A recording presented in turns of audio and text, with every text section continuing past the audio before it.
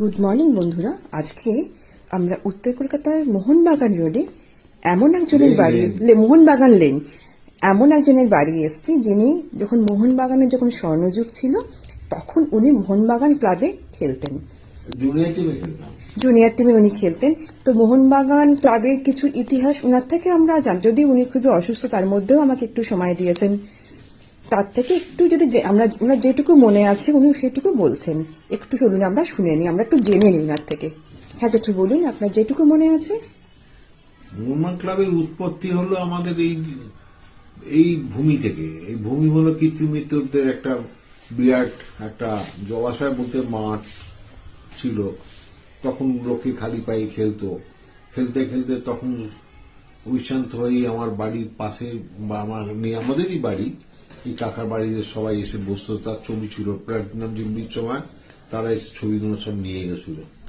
আচ্ছা, তারপরে মোহনবাগান ক্লাবের আস্তে আস্তে বড়ামবাটিতে, তারপর আস্তে আস্তে চলে যায় ভূপেন বসুর বাড়িতে, চেন বাড়িতে, এই করে করে মোহনবাগান ক্লাব চলে যায় গড়ের মাঠে।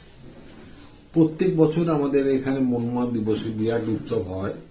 সেই উৎসবে মেনলি এখানে পার্টিসিপেট করেন, এই মুরাল থেকে আরম্ভ করে মোহনবাগানের মানে পাড়াতে নবজাগরণের মতন এসছেন আমাদের অতীন ঘোষ, যে যার তত্ত্বাবধানে আমাদের এই সবকিছু হয়েছে।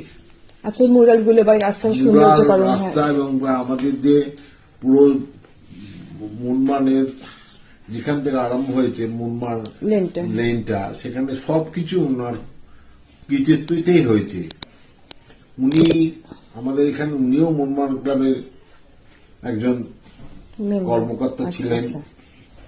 তারপরে যাই হোক, উনার মধ্যে দিয়েই উত্তর কলকাতায় আবার সেই নবজাগরণ ছিল। অতুলবাবু ছিলেন, অতুলবাবুর পর আবার সেই নবজাগরণ সৃষ্টি করেছিলেন অতীন। তা আমরা সেই এদের সঙ্গে পার্টিসিপেট করি। আমাদের যতই বয়সে বড় হোক, আমরা কিন্তু এই মোহনবাগান ক্লাবে প্রত্যেক দিন, প্রত্যেক বছরই এই যে 29শে জুলাই যে মোহনবাগান দিবস হয়, এখানে সবাই, এবারেও দেবাশিস সবাই এসেছিল, দেখে ভাল লাগলো যে মোহনবাগান ক্লাবে এই যে নবজাগরণ টাইপের এখানে, এটা একটা বিরাট ব্যাপার, বিরাট অনুষ্ঠান হয়। আমাদের এই পল্লীতে সবাই তো ম্যাক্সিমাম মোহনবাগান সাপোর্টার, যার ফলে আমরা সবাই পার্টিসিপেট করি অনুষ্ঠানটাকে। আমাদের নিজেকে ভাবি, এটাই আমাদের গর্ব যে মোহনবাগান ক্লাবকে নিয়ে। হ্যাঁ, যখন দেখতাম ছোটবেলায় খেলা হতো, বাবারা মোহনবাগান জিতলে পাগলের মতো চিৎকার করতো। এখন আমিও করি, আমারও বয়স যতই হোক, মোহনবাগান জিতলে আমাদের একটা আবেগ চলে আসে। হ্যাঁ, দাদু বাবাদের দেখতে, তখন ছোট ছিলাম, তখন অত বুঝতাম না বাবারাও ছিলেন, সুলেমান ছিলেন, ওনাদের সঙ্গে আমাদের সঙ্গে যথেষ্ট বিদ্রোহতা ছিল এবং ওনারা আমাদেরকে যথেষ্ট ভালোবাসতেন। এবং আমি নিজে ক্লাবে যেতাম রেগুলার, এবং ক্লাবকে আমি খুব ভালোবাসতাম। তো এখন মোহনবাগান বলতে বলতে আবারকে চলে আসে। মোহনবাগান ক্লাবের আমি দেখলাম না অদ্বিতীয় কিছু আছে। মোহনবাগান ক্লাব মোহনবাগান ক্লাবই।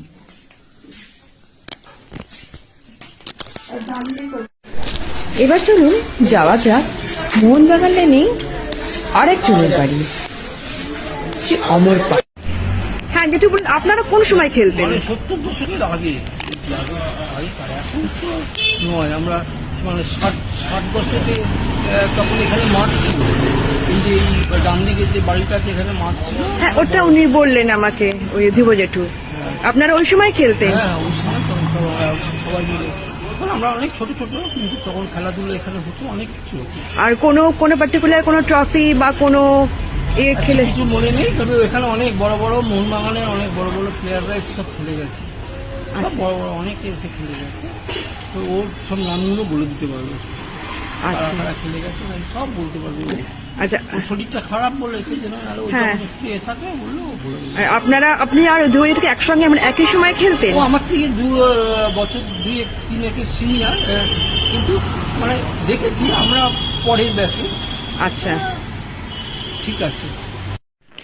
কলকাতার ফুটবলের ইতিহাস সম্বন্ধে জানতে আর একজন বয়োজ্যেষ্ঠ মানুষের বাড়ি আমরা চলে যাই, চলুন। তার নাম শ্রী বটকৃষ্ণ ঘোষ। এই অমর পাল জেঠুর কাছ থেকে আমি ওনার খোঁজ পেলাম, ওনার কাছ থেকে আমরা কিছু জেনে নিই।